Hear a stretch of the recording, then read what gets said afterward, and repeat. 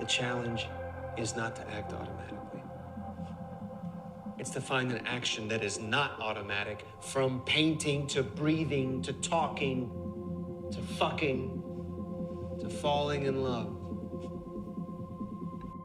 In this video, I am going to take a closer look at the character Nathan from the film Ex Machina and the ways that he engages in the psychological process of gaslighting. Gaslighting is a form of psychological manipulation in which one person attempts to make another person question their own thoughts and beliefs. This tactic is often utilized by people who are looking to assert power, control, and dominance over other people in their life. Through ongoing manipulation, the person who is gaslit eventually stops trusting themselves and therefore must rely on the other person in order to maintain psychological stability. Although gaslighting is normally intended to make someone dependent and reliant on the manipulator, I plan to show the ways that Nathan's gaslighting process is actually intended to have Caleb rely more heavily on Ava, the artificial intelligence. We eventually find out in the film that the success of Nathan's experiment is reliant upon Caleb freeing Ava from her locked room. As Nathan seems solely focused on his own selfish needs of proving himself right, gaslighting seems to be the perfect way to cause Caleb to question his own judgment and in turn put more trust in Ava. With this information in mind, let's get into the analysis. At the 2-minute, 30-second mark of the film, Caleb arrives at Nathan's house for the first time. The house is extremely secluded and in an undisclosed location, only accessible by helicopter. Nathan later tells Caleb that he rarely lets people inside, that he wouldn't even let people come back to fix the power surges which have been bothering him. Caleb will be at the house with no access to the outside world and no human interaction other than between himself and Nathan. The setup of this scenario gives Nathan the perfect opportunity to manipulate Caleb. Caleb will have no opportunity to gain an outside perspective of what is going on, not even through the use of phone or internet. Nathan has made it so that Caleb is both physically and psychologically distanced from the world, so that he will be more dependent on gaining his sense of reality from what is within the house, and the house alone. Gaslighting is a type of emotional abuse. Someone who is gaslighting will try to make a targeted person doubt their perception of reality. The gaslighter may convince the target that their memories are wrong or that they are overreacting to an event. The abuser may then present their own thoughts and feelings as the real truth. At the 6-minute mark of the film, Caleb meets Nathan for the first time after he has entered the house. Nathan is boxing outside in a tank top, and he comes off as an imposing character, showing his urge towards physicality and aggression.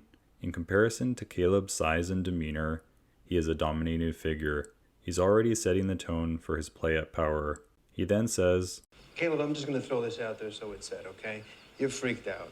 I am? Yeah, you're freaked out by the helicopter and the mountains and the house because it's all so super cool. And you're freaked out by me to be meeting me, having this conversation in this room at this moment, right?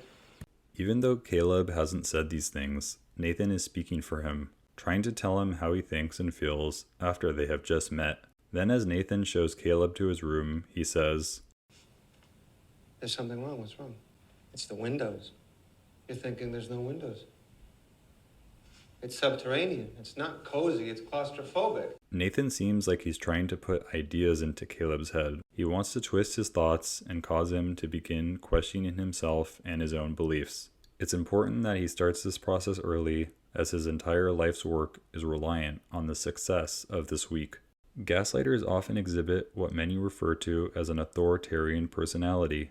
People with this type of personality typically see no faults in themselves, but find it very easy to point out the faults or shortcomings of others. At the 15-minute, 30-second mark of the film, Caleb has just finished his first session with Ava and is decompressing with Nathan. Nathan refers back to their previous conversation about creating AI, and he says, You know, I wrote down that other line you came up with.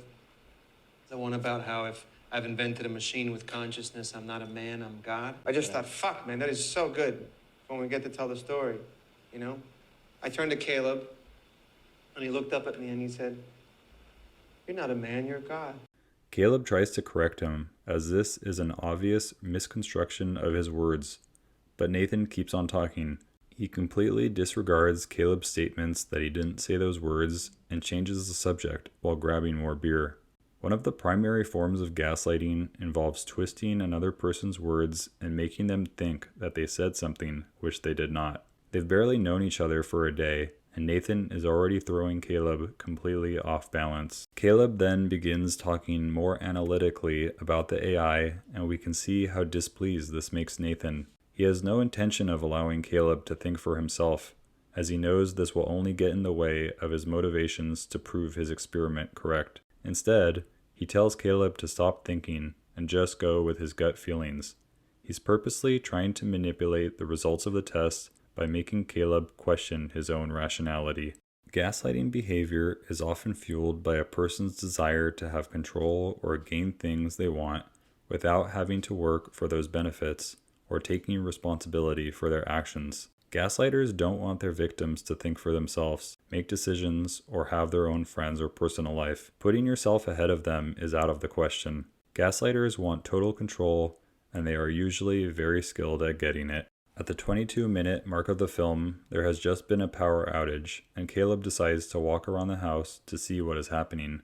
He proceeds to use his card key to try and access a phone, and Nathan is sitting there in the dark, hammered on beer, and tells him to not use it, speaking to him in an irritable and passive-aggressive way. When Caleb came to the house, Nathan said that if his keycard worked, then it was okay for him to go in that room, almost making it seem like Caleb was free to explore the house at his leisure. But here he seems to be doing the opposite, possibly invoking fear or guilt in Caleb for taking these actions. Once again, Nathan is providing conflicting stories and impressions of himself, as Caleb attempts to orient himself to his new situation. At the 25-minute mark of the film, Caleb has woken up and Nathan is in good spirits, a huge contrast to how he was the previous night while drunk. He encourages Caleb to propose an idea of how to handle the interview session for that day. Caleb proceeds to propose a new method, and Nathan again meets his ideas with pause. Nathan replies, I just want simple answers to simple questions. Yesterday I asked you how you felt about her and you gave me a great answer. He doesn't want Caleb to act intelligently. He wants to dumb him down. Nathan is consistently presenting in polar ways and attitudes. At one moment, he is acting like Caleb's best friend, almost as if they are collaborating. But as soon as Caleb goes outside of Nathan's intended boundaries, he resumes his role as dictator and director of all decisions. Caleb's confusion level must be rising to a high level at this point. Gaslighting is the act of manipulating someone using psychological efforts to make them question their own sanity. It is a severe form of emotional abuse that often leads them to question their own memories, thoughts, or events that have happened. If the behavior is not stopped, it can result in a victim doubting and losing their own sense of identity and self-worth. At the 32-minute mark of the film, Caleb and Nathan are having dinner after another day of interviews, and Kyoko spills some food and drink on Caleb. Nathan becomes furious and yells at her for making a mistake. He explains how she doesn't understand English as he programmed her that way. Not only did he program her not to understand, but she was also programmed to be completely subservient to him and do everything that he wants. The way he has created this AI is a further indication of Nathan's need for dominance, power, and control over others in his life. Although he can't program Caleb like an AI, he can use psychological manipulation to try and control him to a similar degree. At one point in the conversation, he says, No matter how rich you get, shit goes wrong. You can't insulate yourself from it. Perhaps he lives so remotely and has amassed so much wealth so that he doesn't have to be questioned and others will do what he says. Nathan doesn't seem to care about interpersonal relationships. He only cares if they are meeting and fulfilling his needs and desires. One of his focuses in life is to protect himself from others, both in physical and psychological distance. The further he is from others, the better. At the 48-minute mark of the film, Caleb begins to question the authenticity of the experiment and is wondering if Nathan had programmed Ava to be attracted to him or not. Nathan repeatedly sidesteps the question and never answers in a yes or no response. He provides several justifications for how he programmed her, each without answering the question originally asked. But the more Caleb presses, the more Nathan becomes aggressive in his manner of speaking, and then says, And to be honest, Caleb, you're starting to annoy me now because this is your insecurity talking. This is not your intellect. He knows that if he allows Caleb to question too much, it will throw off the entire experiment, so he needs to put things back on track. He proceeds to show him a Jackson Pollock painting and ask him what would happen if Pollock created the art differently, by thinking first instead of feeling his way through the painting process. They conclude that Pollock would have never made a single mark on the canvas. In another devious and covert way, Nathan is attempting to stop Caleb from thinking critically.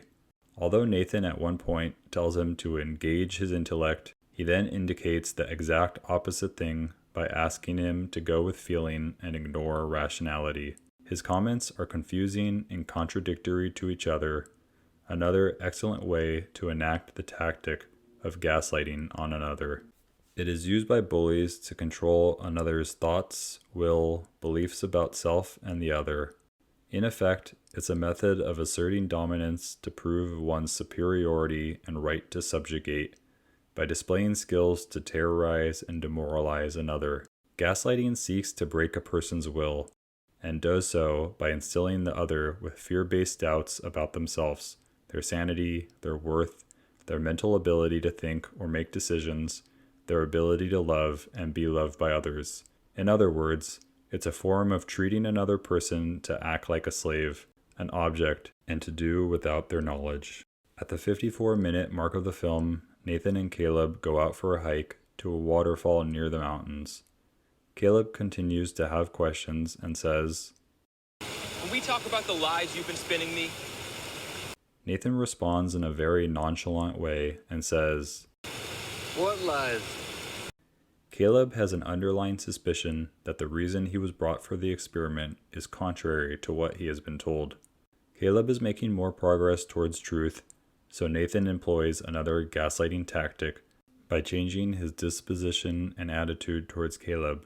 Nathan tells Caleb that he is a chosen one and that he knows what it's like to be the smartest person around.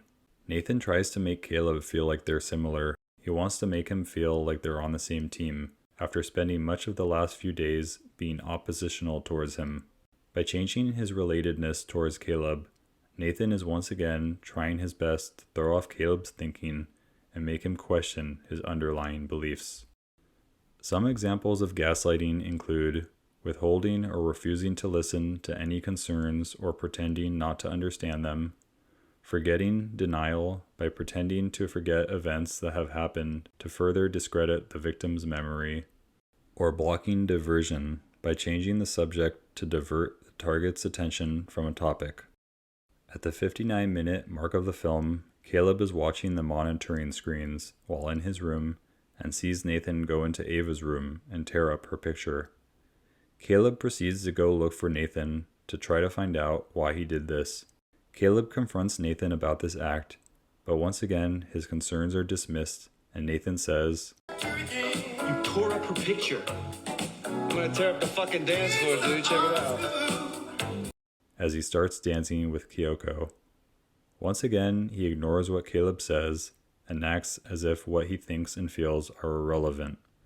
Over time, he has decreased Caleb's ability to trust his own ideas about what might be wrong with the situation. As Caleb is alienated from himself and from Nathan, he has been led closer to Ava, causing him to help create the plans to have her escape from the room. At the 1 hour, 18-minute mark of the film, Caleb is planning on changing the security measures for the house, while Nathan is telling Caleb that he should be getting ready to leave. Nathan soon begins to come clean about his intentions, and that he has been all the while working to see if Caleb would help Ava escape from the maze he created. He has been purposely manipulating Caleb by saturating the situation with lies and misdirections. He proposes that perhaps Ava is pretending to like Caleb, and then he says, Buddy, your head's been so fucked with. We come to understand that Nathan had planned for Caleb's head to be messed with from before he even got there. Nathan slowly reveals more information about his plans and intentions and seems pretty satisfied with himself. The only problem is that his manipulation tactics were too effective. He was unable to plan for how much this tactic would drive Caleb towards Ava, while also underestimating Ava's own abilities to manipulate Caleb in the process. Perhaps the Turing test does work in the end, as one of the primary ways to test for artificial intelligence is to see if the AI can replicate the behaviors of a human. Ava was able to manipulate just as well as Nathan was, mimicking his attempts to undermine Caleb's intelligence, ultimately proving the success of the experiment. This concludes this video on the psychology of Ex Machina. Please watch my other videos on other TV and film characters if you enjoyed this one. Thank you for watching.